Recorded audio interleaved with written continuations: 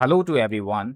इस वीडियो को अगर आप कंप्लीटली देख लेते हैं तो जो समस्या आपके पास रहती है इंडियन ज्योग्राफी में मैपिंग कहाँ से करें वो बिल्कुल खत्म हो जाने वाला है। तो चाहे वो यूपीएससी की तैयारी कर रहे हैं या बीपीएससी की या कोई और गवर्नमेंट एग्जामिनेशन की, सब में ये जो पीडीएफ से मैं आपको पढ़ा रहा हूँ it's like complete and holistic note. जितना भी पीवाईक्यूज या डोमेन क्वेश्चंस के पूछे जाते हैं वो सब कुछ इसमें कवर किया गया है।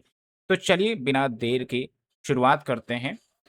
अब किस तरीके से आगे बढ़ेंगे थोड़ा-सा मैं आपको बता देता हूँ। तो आप देखिए इसमें टोटल 13 चैप्टर दिए गए हैं और एक-एक चैप्टर करके हम आगे बढ़ेंगे। और यहाँ पर जो मैंने कुछ इम्पोर्टेंट थिंग आपको बताना चाहता हूँ वो ये है कि जो भी चैप्टर्स दिए गए हैं आप इसके सामने ये ट्रैकर को देखिए।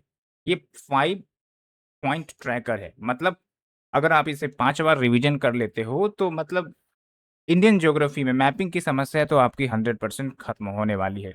अब इसको यूज़ कैसे करना है? तो मान लीजिए पहली बार आपने पढ़ा तो आप या तो टिक मार्क कर लो या फिर इसको फिल अप कर दो। फिर जब आप दूसरी राउंड आएँगे तो फिर दूसरी राउंड में भी जब आपने कंप्लीट कर लिया तो यहाँ पर आप फिल अप कर देंगे या मार्क कर देंगे। उसी प्रकार से तीसरा, चौथा, 5वाँ। तो एक प्रकार से आप ट्रैक कर सकते हो कि कौन से चैप्टर्स आपने कंप्लीट किए हैं, कौन-सा बचा हुआ है, किस पर ज़्यादा रिवीजन करना है, सब कुछ। है ना मज़े की बात? तो चलिए शुरुआत करते हैं हम अपने पहले चैप्टर से। पहला चैप्टर है हमारा पॉलिटिकल ओवरव्यू ऑफ इंडिया।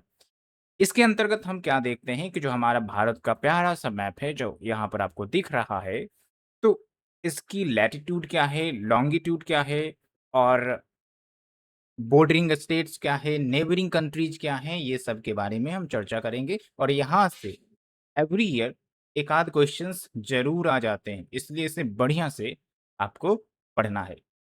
और मैं एक और रिक्वेस्ट करना चाहूँगा कि आपके पास जो भी इंडियन मैपिंग की बुक हैं या फिर आपने दीवार पर बड़ा-सा इंडियन मैपिंग का फ़ोटो चिपका रखा होगा, तो जब हम डिस्कस कर रहे होंगे तो आपकी नज़र उस इंडियन मैपिंग के मैप पर होनी चाहिए। तो आपको और ज़्यादा मज़ा आएगा और ज़्यादा आप इमेजिनेशन कर सकते हैं और उतनी ही ज़्यादा आप पॉइंट्स को, फैक्ट्स को रिटेन कर सकते हैं क्योंकि ये मैपिंग है। मैपिंग मतलब विज़ुअलाइज़ेशन। तो जब आप विज़ुअलाइज़ेशन करेंगे तो और अच्छे तरीके से आपको फैक्ट्स याद होंगे, राइट?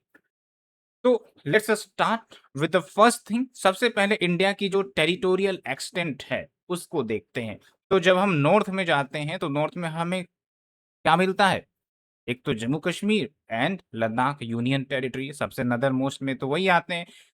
तो लद्दाख में एक लोकेशन है Indira Col, right? Which is in Siachen glacier. और ये सबसे नदर्न मोस्ट एक्सटेंशन है हमारा, जहाँ जो लैटीट्यूड है वो है 37 डिग्री 6 मिनट नॉर्थ। ये नॉर्थ साउथ डायरेक्शन भी याद रखना होता है। उसी प्रकार से जब हम मेनलैंड इंडिया के साउथ में जाते हैं तो साउथ में कहाँ आपको मिल रहा है? तमिलनाडु, राइट? तो वहां पर आपको मिलेगा कैप कॉमोरिन या इसी को कन्याकुमारी कहते हैं। और इसका अगर मैं लैटीट्यूड देखूं तो 8 डिग्री 4 मिनट नॉर्थ, राइट? और दोनों आप देखिए तो नॉर्थ में ही है। तो अगर आपसे पूछ लिया जाए कि ऑन ए ग्लोब इंडिया का जो लैटिट्यूडिनल एक्सटेंशन है, तो वो नॉर्थ में लाई करता है, यानी नदर्न हेमिस्फीयर या सदर्न हेमिस्फीयर या north eastern hemisphere, north western hemisphere. तो आप क्या आंसर देंगे? आप आंसर देंगे नॉर्थ ईस्टर्न हेमिस्फीयर, राइट? तो that is the one important point. अब इतना ही नहीं, आपको पता है कि हमारे पास 2 इम्पोर्टेंट आइलैंड हैं। कौन से 2 आइलैंड हैं? एक है लक्षद्वीप, एक है अंडमान एंड निकोबार। तो Andaman and Nicobar mainland India के साउथ में है।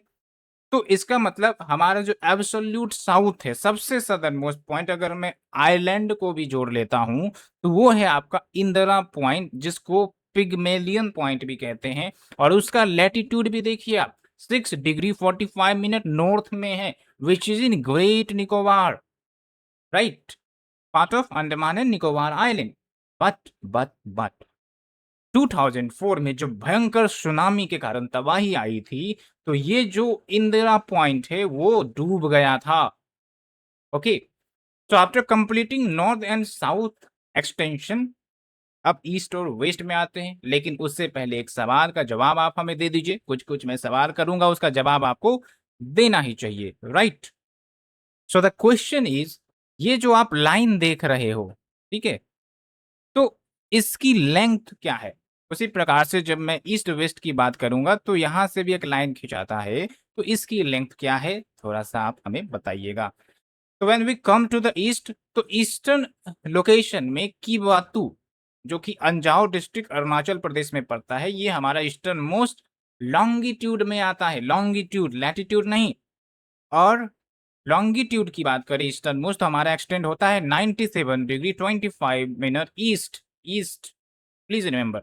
और वेस्ट की तरफ चाहते हैं तो गुहर मोटी सर क्रीक के आसपास है ये।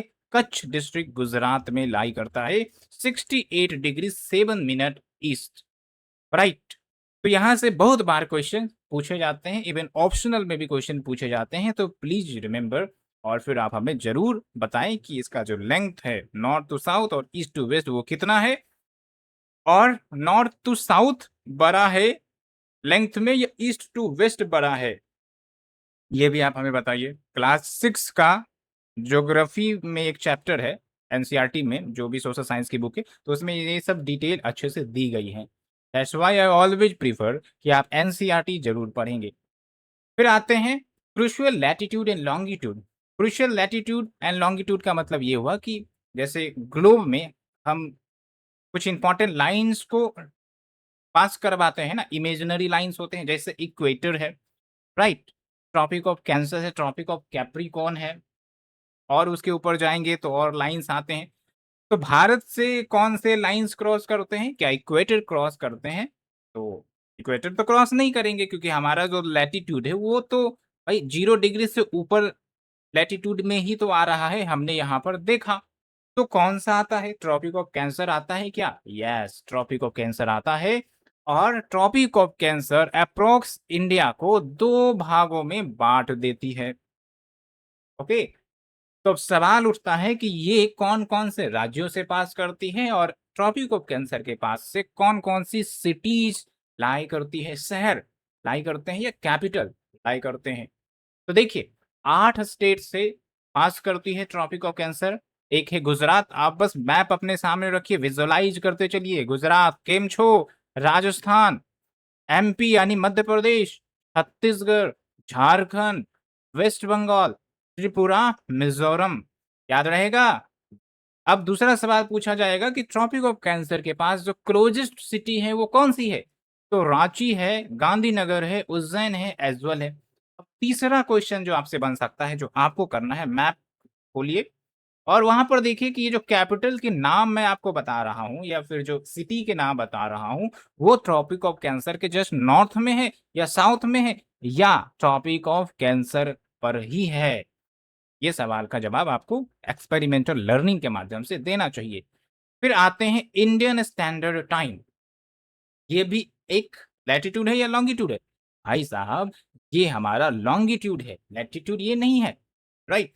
तो इंडियन स्टैंडर्ड टाइम मतलब क्या हुआ कि हमने एक लाइन खींच दी अपने टेरिटोरियल एरिया पर, जहाँ से हम अपना स्टैंडर्ड टाइम डिसाइड करते हैं with respect to the Greenwich time, और यहाँ पर जो टाइम होगा ऑल ओवर इंडिया में सेम वही टाइम होगा। That is called Indian standard time. तो वो जो लॉन्गिट्यूड पास करवाई गई है that is 82 degree 5 minute east, and ये 5 राज्यों से होकर गुजरती है। फिर रिकॉल करिए कौन-कौन से है वो राज्य। यूपी है जी, एमपी है जी, छत्तीसगढ़, ओडिशा, आंध्र प्रदेश, राइट? अब एक इंटीग्रेटेड सवाल आपसे पूछते हैं। हमें पता चल गया कि ट्रॉपिक ऑफ कैंसर क्रॉस करता है इंडिया से, और दूसरा जो इंडियन स्टैंडर्ड टाइम है, वो भी क्रॉस करता है टेरिटोरियल इंडिया से। तो दोनों एक ना एक पॉइंट पर तो इंटरसेक्ट करते होंगे, तो वो इंटरसेक्शन पॉइंट कौन-सा है, स्टेट कौन-सा है? यहाँ से क्वेश्चन्स आते हैं। तो यहाँ पर मैंने आपको वो फैक्ट दे दिया है कि जो ट्रॉपिक ऑफ कैंसर और इंडियन स्टैंडर्ड टाइम है, intersect exactly at Baikunthpur which lies in Korea district in Chhattisgarh. Please remember 2-3 question यहाँ से बनेंगे, एक तो लॉन्गिट्यूड और एक बैकुंठपुर, दूसरा डिस्ट्रिक्ट, तीसरा स्टेट, राइट? और एक बात ध्यान देने की ये भी है कि कुछ सोर्सेस में सूरजपुर डिस्ट्रिक्ट भी मेंशन किया गया है, हालाँकि मैंने ऑफ़िशियली भी चेक किया है तो बैकुंठपुर या कोरिया डिस्ट्रिक्ट मेंशन है, लेकिन अगर ऑप्शन में सूरजपुर आपको मिलेगा, कोरिया नहीं मिलता है तो सूरजपुर मारिएगा, राइट? तो please check the answer correctly in the MCQ तब आप टिक मार्क करना। Okay, now moving to the next subsection international border and strategic check points. शायद मैं कुछ भूल रहा हूँ आपको बताने के लिए। एक चीज़ तो मैं भूल रहा था, थोड़ा-सा वेट करिए। हाँ, यहाँ पर आप देख लीजिए कि जो इंडियन स्टैंडर्ड टाइम है, वो बिहार से क्रॉस नहीं कर रही है और दूसरी बात ये कि वो झारखंड से भी क्रॉस नहीं कर रही है। तो एक क्वेश्चन ये भी बन सकता है कि ट्रॉपिक ऑफ कैंसर और इंडियन स्टैंडर्ड टाइम में कॉमन स्टेट कौन से हैं जो पास करती है? तो ये भी आप इससे आइडेंटिफ़ाई करके अलग से नोट बना लीजिए, right? Coming to the international border and the strategic choke points, तो जो टोटल लैंड बॉर्डर है इंडिया की, वो है 15,106 किलोमीटर और जो मैं 15,000 की बात कर रहा हूँ, वो मेनलैंड बॉर्डर की बात कर रहा हूँ। यानी कि ये जो मैं मैप बना रहा हूँ इंडिया का, ठीक है? ये जो है इंडिया का मैप, तो ये जो आपका पूरा बॉर्डर है ना, इसकी मैं बात कर रहा हूँ। तो that is 15,106.7 kilometre and 7 sovereign countries या 7 देशों के साथ हमारा बॉर्डर लगता है। तो ये पूरा आपके सामने लिस्ट है और कौन से देश और सबसे ज़्यादा बॉर्डर लेंथ किसके साथ लगता है और वो कौन-कौन से स्टेट को टच करते हैं और कुछ इम्पोर्टेंट फैक्ट्स सब एक ही साथ आपको मिल रहा है। ओके, जैसे बांग्लादेश का एग्ज़ाम्पल लें तो बांग्लादेश जो है, वो भारत के साथ बॉर्डर तो साझा करती है और सबसे ज़्यादा बॉर्डर लेंथ बांग्लादेश का ही है और लेंथ भी आपको दिया गया है। और अब दूसरा सवाल जो पूछा जाता है कि कितने राज्य से, तो 5 राज्य भी दिए गए हैं। अब तीसरा सवाल जो पूछा जाता है कि कौन-कौन से वो राज्य हैं, तो आप बताओ? तो बांग्लादेश और वेस्ट बंगाल, वो तो आप रिलेट कर ही लोगे, असम के साथ भी रिलेट कर लोगे, मेघालय के साथ, त्रिपुरा के साथ और मिज़ोरम के साथ। और एक बार जस्ट आप मैप देख लीजिए, आपको अभी के अभी याद हो जाएगा, राइट? उसी प्रकार से कुछ इम्पोर्टेंट पॉइंट्स पर आते हैं, जैसे रेड क्लिफ लाइन के बारे में आपने नाम सुना होगा। रेड क्लिफ लाइन क्या है? जब इंडिया और पाकिस्तान का बँटवारा हो रहा था, तो रेड क्लिफ लाइन ड्रॉ की गई थी या फिर बॉर्डर ड्रॉ किया गया था कि भाई ये इंडिया का आएगा, ये पाकिस्तान का आएगा, लेकिन उस समय बांग्लादेश जो था वो ईस्ट पाकिस्तान था। तो रेड क्लिफ लाइन तो यहाँ पर भी एप्लीकेबल थी ना? लेकिन बांग्लादेश जब बन गया 1972 में तब ईस्ट पाकिस्तान खत्म हो गया, लेकिन रेड क्लिफ लाइन तो वो जो नाम पड़ा वो तो अभी भी है। तो प्लीज़ रिमेंबर, तो इंडिया और पाकिस्तान की बाउंड्री हो या फिर इंडिया और बांग्लादेश की बाउंड्री हो, तो वो रेड क्लिफ लाइन से डिमार्केट की गई थी। दूसरा इंपॉर्टेंट फैक्ट ये है कि लैंड बॉर्डर एग्रीमेंट हुआ था इंडिया और बांग्लादेश के बीच में और इसके तहत एक्सचेंज ऑफ इनक्लेव्स, छोटे-छोटे जो इनक्लेव्स थे उसका एक्सचेंज किया गया ताकि कल्चरल यूनिटी मेंटेन की जा सके एंड सम अदर पॉइंट्स। तो उस अमेंडमेंट को याद रखना है, 100th अमेंडमेंट के माध्यम से किया गया था। तो आप समझिए कि इतना ज़्यादा डिटेल में एक कंट्री को लेकर आपको बता रहा हूँ। उसी प्रकार से दूसरे में आते हैं, दूसरा है चाइना और चाइना का भी आप लेंथ देख लीजिए और अगर मैं इंडियन स्टेट्स की बात करूँ तो 4 स्टेट प्लस 1 यूटी जिसमें आपका लद्दाख और फिर बाकी सब जो है वो स्टेट है। हिमाचल प्रदेश, उत्तराखंड, सिक्किम, अरुणाचल प्रदेश। अब आप हमें बताओ कि इंडिया और चाइना के बीच जो लाइन डिमार्केट होती है, बाउंड्री डिमार्केट होती है, उसे क्या कहते हैं? तो मैकमोहन लाइन कहते हैं। और लाइन ऑफ एक्चुअल कंट्रोल ये क्या है? तो एलओसी का मतलब क्या है? तो एलओसी का मतलब होता है लाइन ऑफ कंट्रोल, राइट? तो इंडिया और चाइना के साथ लाइन ऑफ एक्चुअल कंट्रोल है, इसका मतलब ये होता है कि कोई मतलब एग्रीमेंट के तहत ये एलएसी नहीं डिमार्केट हुई है बल्कि एक स्टेटस को मेंटेन करने के लिए किया गया और जो लाइन ऑफ कंट्रोल होता है वो एक प्रकार से मतलब लीगल एग्रीमेंट के माध्यम से डिमार्केट किया गया है। That is the thing. Okay, so please remember this. तीसरे में आते हैं पाकिस्तान, और इसका लेंथ आप देख लो, 3 स्टेट एंड 2 यूटीज़। और जैसा कि मैंने बताया, रेड क्लिफ लाइन 1947, और एलओसी जो है वो तो है ही। Then we have Nepal, Myanmar, Bhutan, Afghanistan. तो ये सब कुछ आपका दिया गया है, तो एक बार आप देख लीजिएगा। हमें रिपीट करने से कोई फ़ायदा होगा नहीं, it will be a wastage of time. हाँ, जो इम्पोर्टेंट है मैं आपको बता देता हूँ कि अफ़गानिस्तान भी टच करता है, और लगभग 106 किलोमीटर का जो बॉर्डर है वो टच करता है। लेकिन फिलहाल अगर देखा जाए तो ये जो एरिया है, जिससे इंडिया और अफ़गानिस्तान की बॉर्डर टच करती है, वो पाकिस्तान ऑक्युपाइड कश्मीर में है, पीओके में है, राइट? हालाँकि ये हमारा पूरा सॉवरेन इंडियन टेरिटरी है। तो आपको पीओके की कहानी पता होगी मेरे ख्याल से, तो एक बार अगर नहीं पता है तो उसे आप यूट्यूब पर सर्च करके देखिए।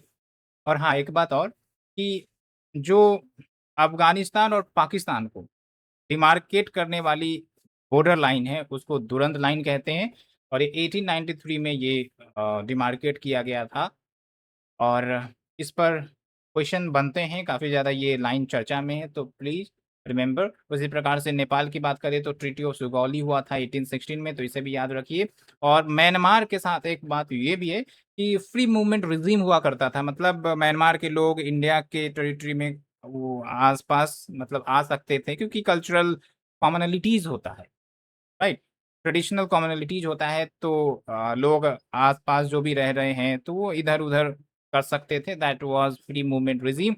बट उसे सस्पेंड कर दिया गया। क्यों सस्पेंड कर दिया गया? क्योंकि म्यांमार में मिलिट्री कूप हुआ, उसके बाद वहाँ की जो शक्ति है, डेमोक्रेटिक पावर, उसको ख़त्म कर दिया गया और मिलिट्री ने सब कुछ कैप्चर कर लिया गया। तो ऐसे में एक प्रकार से इंडिया में उसका प्रभाव ना पड़े, एक्सट्रीमिज़्म की घटना इंडिया में ना होने लग जाए, इसीलिए ये सस्पेंड कर दिया गया था। ये कुछ कारण मैंने आपको बताया, और थोड़ा-सा मैं आपको चर्चा करके बताता हूँ। देखिए, एलएसी वर्सेस एलओसी कहाँ पर है? तो यहाँ पर आप देख लो, ये जो मैप आपको दिख रहा है रेड कलर का, मैं कलर थोड़ा-सा चेंज कर देता हूँ। बारीकी से मैं आपको पढ़ा रहा हूँ ताकि आपको क्लियर हो। तो ये जो आप देख रहे हो ना, ये है LAC, line of actual control. Actually में चाइना ने अक्साई चीन पर कब्ज़ा कर लिया था। जब इंडो चाइना वॉर हुआ ना, तो इस पर कब्ज़ा कर लिया। तो तब से ये एलएसी डिमार्केट हो गई। और फिर आपको पता होगा एलओसी का लाइन, ये तो ज़रूर पता होगा। तो पाकिस्तान ने जो है ना, ये जो लाइन है, इसके अगर वेस्ट में आप जाओगे, तो ये जो आप पूरी टेरिटरी देख रहे हो, ये अभी फ़िलहाल पाकिस्तान के कब्ज़े में है। है तो इंडियन टेरिटरी, लेकिन पाकिस्तान के कब्ज़े में, इसलिए इसको पाकिस्तान ऑक्युपाइड कश्मीर कहते हैं, पीओके कहते हैं, राइट? और आप यहाँ पर देखिए, ये जो अफ़गानिस्तान का बॉर्डर है, ये है यहाँ पर अफ़गानिस्तान का बॉर्डर, 106 किलोमीटर, जो इंडिया के साथ शेयर तो करता है, लेकिन अभी फ़िलहाल कहाँ पर है? पीओके में है। फिर यहाँ पर आप देखिए, ये है सक्षम वैली, है ना? सक्षम वैली है। ये क्या किया था पाकिस्तान ने कि इसको कैप्चर करके चाइना को गिफ्ट के रूप में दे दिया। है इंडिया की टेरिटरी, लेकिन इसने कैप्चर करके चाइना को दे दिया।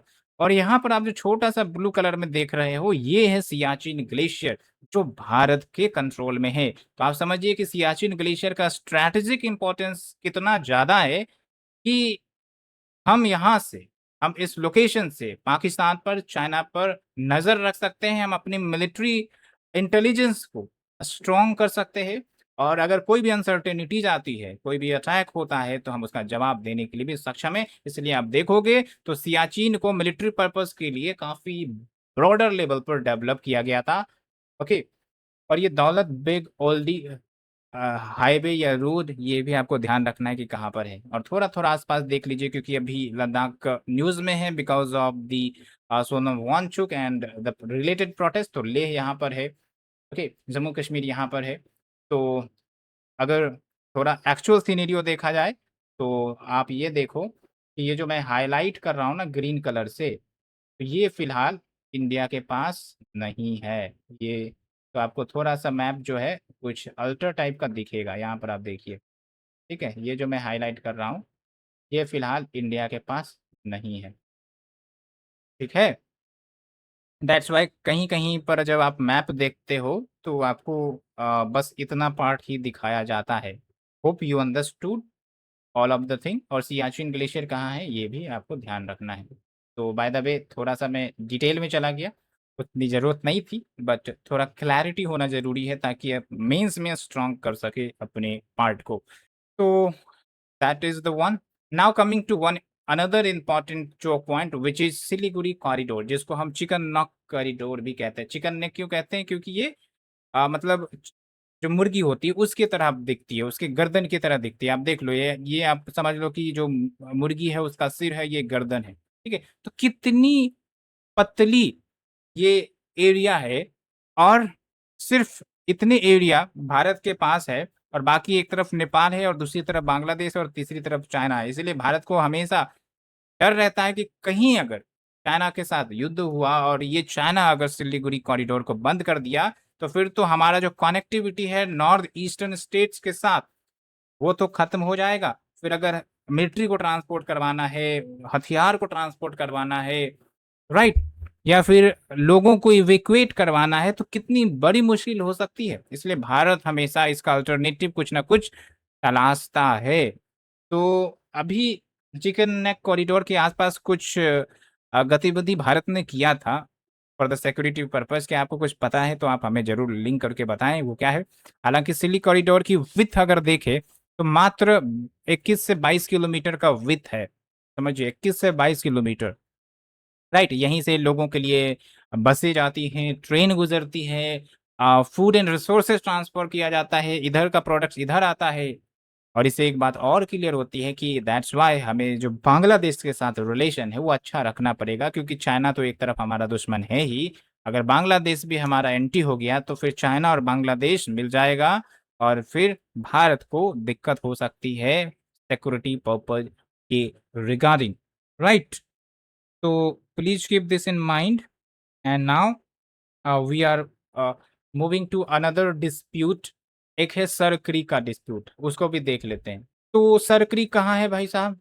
तो जब आप गुजरात का मैप देखेंगे, ये गुजरात का मैप है, यहाँ पर आप देख लो, ठीक है? तो गुजरात में ये जो आप एरिया देख रहे हो ना, व्हाइट वाला, पहली बात तो क्रीक क्या होता है? क्रीक होता है कि जो लैंड मास है ना, उसका छोटा सा पोर्शन, वो लैंड मास की जगह पर उसमें वाटर घुसा हुआ है, जैसे ये आप देखो, है ना, इस टाइप का, इस टाइप का, ये सब क्रीक ही होता है। तो कुछ क्रीक का नाम भी किया गया है। तो एक है सर क्रीक, एक कोरी क्रीक भी नाम आप सुनोगे।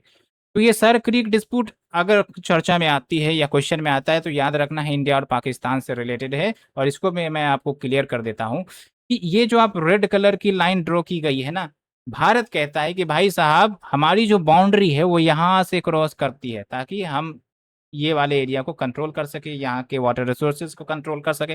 पाकिस्तान क्या बोलेगा कि भाई ये जो ग्रीन वाली लाइन है ना, यहाँ से हमारा मैराइन बाउंड्री शुरू होता है, तो इसका मतलब इधर वाला जो एरिया है यहाँ से लेके इधर तक ये हमारा है। तो आप समझो कि ये युद्ध क्यों? ये युद्ध है मैराइन रिसोर्सेज के लिए, ब्लू इकोनॉमी के लिए, राइट, और सिक्योरिटी पर्पस के लिए भी। इसलिए आप देखो कि इतनी सारी डिस्प्यूट्स चलते रहती है इंडिया का और विभिन्न देशों के साथ। और यह भी एक कारण है कि हमें मिलिट्री पर बहुत ज़्यादा खर्च करना पड़ता है, क्योंकि हमें स्ट्रांग रहना है। चारों तरफ से दुश्मन खड़े हैं, मौका की तलाश में रहते हैं वो सब, ठीक है? तो होप सरकड़ी का भी मुद्दा आपको क्लियर हो गया होगा। एक और है कच्छातीबू आइलैंड का भी एक मसला है।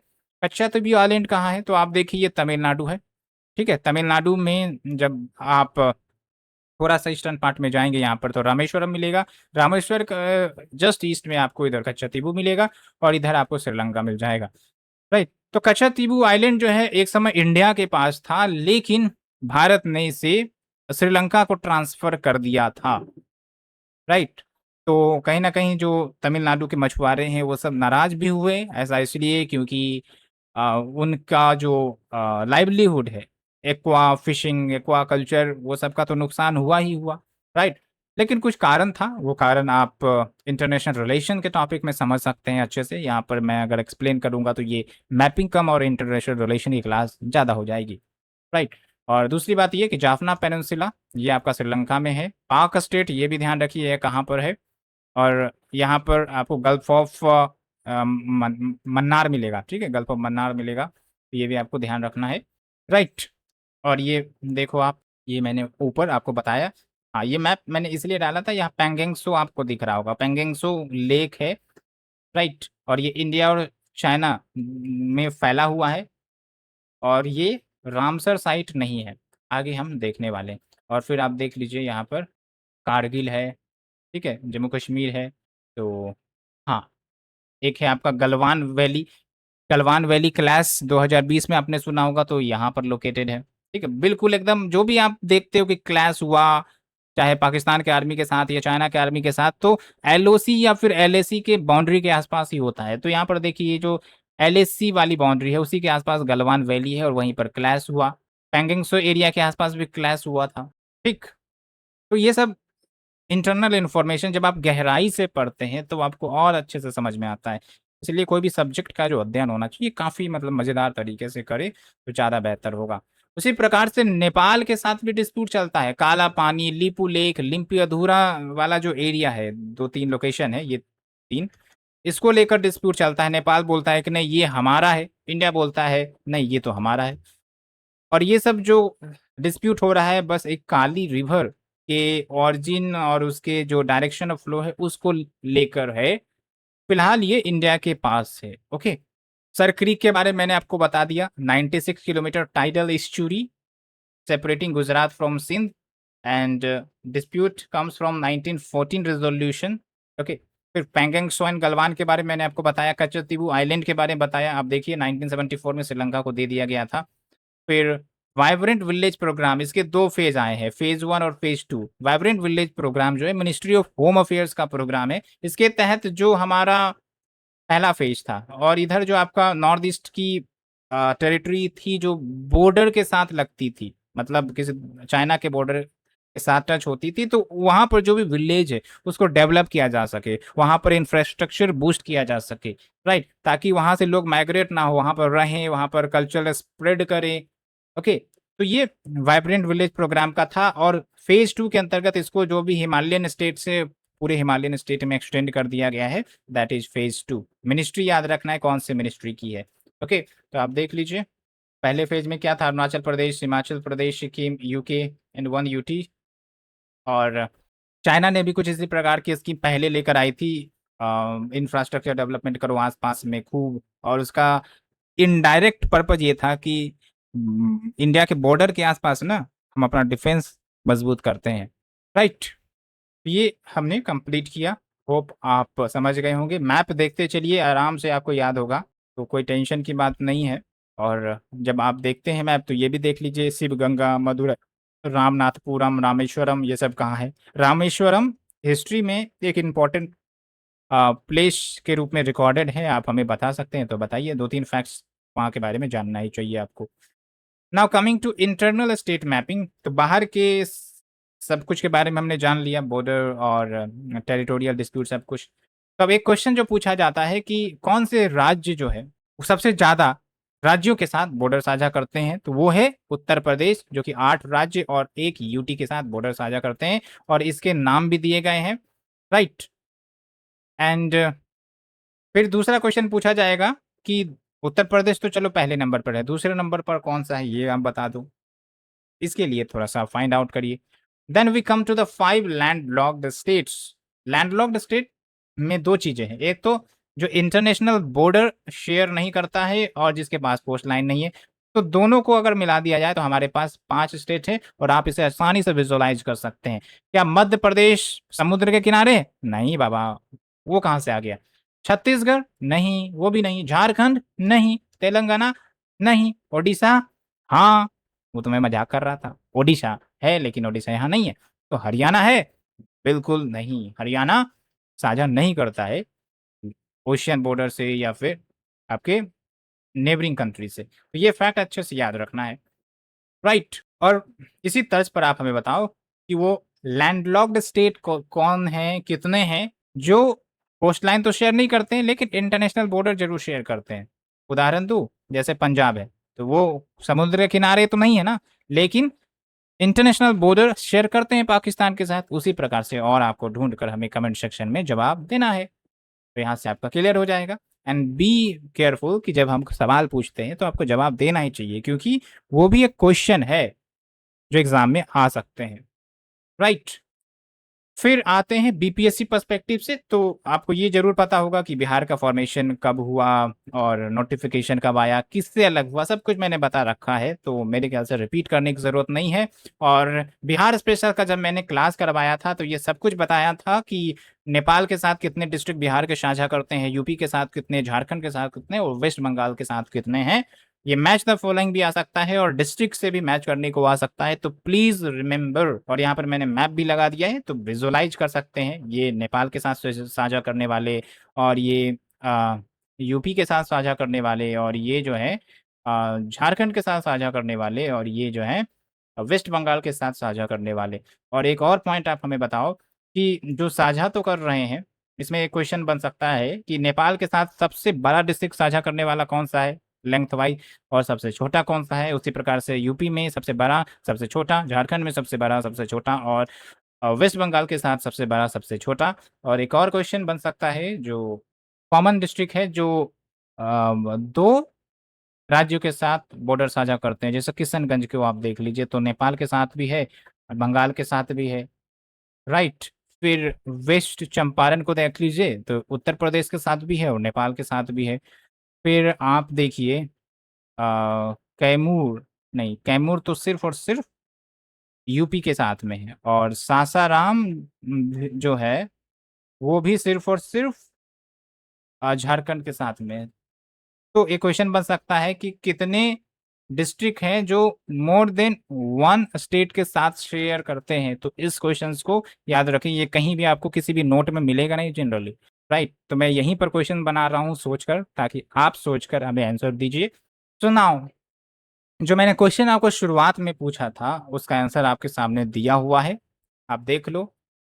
वेस्ट टू ईस्ट जो लेंथ है 2933 किलोमीटर, और नॉर्थ टू साउथ जो है वो है 3214 किलोमीटर। तो आप हमें बताओ कि जो डिग्री डिफरेंस है लगभग, तो इधर भी 30 डिग्री का डिफरेंस है, और ऊपर से नीचे भी जाए तो यहाँ पर भी 30 डिग्री का डिफरेंस है, तो यहाँ पर लेंथ में अंतर क्यों आ रहा है लगभग 2900, 30, 133, 31, 32, लगभग 300 किलोमीटर का डिफरेंस क्यों आ रहा है। तो अगर आपने ज्योग्राफी का बेसिक्स पढ़ा है तो जरूर आप आंसर कर सकते हो, ये क्लास 6-7 में दिया गया है, राइट। और यहाँ पर मैंने आपको बॉर्डरिंग लेंथ कंट्रीज सब दिया है ताकि आप विजुअलाइज कर सके।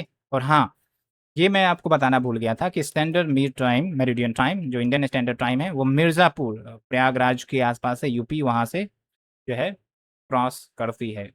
एंड ये आप देख लो नेपाल के साथ जो एरिया डिस्प्यूटेड है, लिपू लेक यहाँ पर है, काला पानी यहाँ पर है, और लिम्पी अधूरा यहाँ पर है। तो यहाँ से भी क्वेश्चन अरेंज करने के लिए पूछा जा सकता है कि भाई आप अरेंज करो वेस्ट टू ईस्ट, तो वेस्ट में लिम्पी अधूरा हो गया, फिर काला पानी दूसरे नंबर पर हो गया, लिपू लेक तीसरे नंबर पर हो गया। समझ रहे हो ना, मैं बता रहा हूँ कि किस टाइप से क्वेश्चन पूछा जा सकता है। फिर नॉर्थ टू साउथ भी अरेंज करने के लिए बोला जा सकता है। तो प्लीज कीप इन माइंड कि क्वेश्चंस एग्जामिनर बहुत सारे टाइप से बना सकते हैं। और ये आप देखो काली रिवर्स यही है जिसके कारण सब डिस्प्यूट चलता है।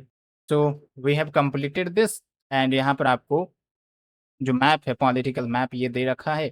तो यहाँ पर डायरेक्टली आप ट्रॉपिक ऑफ कैंसर का लाइन खींचो और देखो कि कौन आसपास आ रहा है, तो ऐसे भी याद होता है। फिर ये है पॉलिटी का इंटीग्रेशन, तो ये मैंने पढ़ा रखा है, तो बेटर है कि आप वहाँ से रिवाइज कर लेंगे, लाइक आर्टिकल 1 क्या है, आर्टिकल 2, आर्टिकल 3। जोनल काउंसिल्स भी हमने चर्चा किया था जब हमने पॉलिटी की क्लास डिस्कस की थी। तो यहाँ पर क्यों डाला हूँ मैं, इसलिए डाला हूँ ताकि आप समझिए कि मैपिंग में भी आप पॉलिटी के कॉन्स्टिट्यूशनल प्रोविजंस को इंटीग्रेट कर सकते हैं, ओके। और फॉर योर इजीनेस मैंने यहाँ पर अलाइन कर दिया है कि कौन कौन से सिटीज जो है लगभग सेम लॉन्गिट्यूड पर लाई करते हैं, मतलब जब आप भारत का मैप खींचेंगे तो सेम लॉन्गिट्यूड पर लाई करने वाले इंपॉर्टेंट सिटी, जैसे दिल्ली देखो तो दिल्ली आपको यहाँ मिल जाएगा, फिर आगरा मिल जाएगा आसपास में, फिर भोपाल मिल जाएगा मध्य प्रदेश में, नागपुर मुंबई महाराष्ट्र में, फिर बेंगलुरु मिल जाएगा, एंड मदुरई चेन्नई में मिल जाएगा, राइट। और बेंगलुरु जो है स्लाइटली ईस्ट है दिल्ली के, तो ये भी थोड़ा सा ध्यान रखिएगा, ओके। फिर लैटिट्यूडनल अलाइनमेंट आप देख लीजिए, गांधी नगर, भोपाल, रांची एज वेल, और रांची जो है सबसे क्लोजेस्ट है ट्रॉपिक ऑफ कैंसर के, यही मैंने क्वेश्चन पूछा था। फिर यहाँ पर कुछ ट्रिक्स दिए गए हैं तो आप याद रख सकते हो, जैसे नेबरिंग कंट्रीज को याद रखना है तो बचपन MBA से याद रख सकते हो। म्यांमार के साथ कौन से राज्य भारत के बॉर्डर करते हैं, तो अरुणा मामी जी हैं, उनका नाम याद रख लीजिए, अरुणा मतलब अरुणाचल, और मामी मतलब मणिपुर, मिज़ोरम और नागालैंड। ना मतलब नागालैंड हो गया, ठीक है? तो ऐसे इंटीग्रेट कर लीजिए। और फिलहाल इंडिया के पास 28 स्टेट प्लस 8 यूटीज़ हैं, राइट? तो टोटल हो गया 36 state and UTs. Now this completes the chapter 1 and यहाँ पर कुछ क्वेश्चंस हैं, प्लीज सॉल्व इट ताकि आपका एक्टिव रिकॉलिंग हो सके। और यहाँ पर भी आपके क्वेश्चंस दिए गए हैं, दैट इज कॉल्ड कि आपने जो भी पढ़ा, जो भी समझा, अब उसको इम्प्लीमेंट करने का समय आ गया है। इसलिए यहाँ पर आप इसको सॉल्व करिए, देखते हैं आप कितना सही कर पाते हैं 16 क्वेश्चन में से। ओके, आंसर भी दिया गया है बट बेईमानी नहीं करनी है आपको, आंसर नहीं देखना है। सबसे पहले क्वेश्चन पढ़िए, रिकॉल करिए, दिमाग लगाइए, सब कुछ मैंने आपको बता रखा है। Okay, and this is your additional notes. And फिर से मैं आपको बता देता हूँ, अगर आपको पीडीएफ इसको परचेज करना है तो फिर आप कमेंट सेक्शन में क्लिक करिए और वहाँ से सैंपल देखिए and you can purchase that.